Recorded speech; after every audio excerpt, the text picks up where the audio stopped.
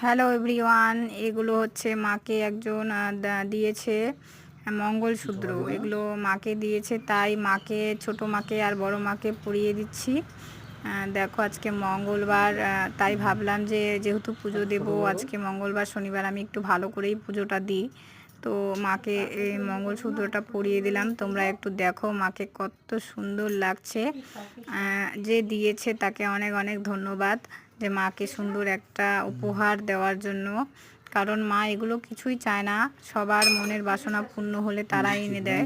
তো মা খুব খুশি হয়েছে, আমি খুব খুশি হয়েছি যে তোমরা মার কথা চিন্তা করে এগুলো এনে দিয়েছো, আমার খুব ভালো লাগছে।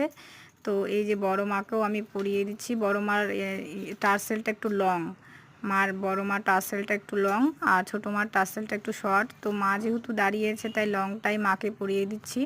কেমন হয়েছে সবাই একটু কমেন্ট করে জানাবে।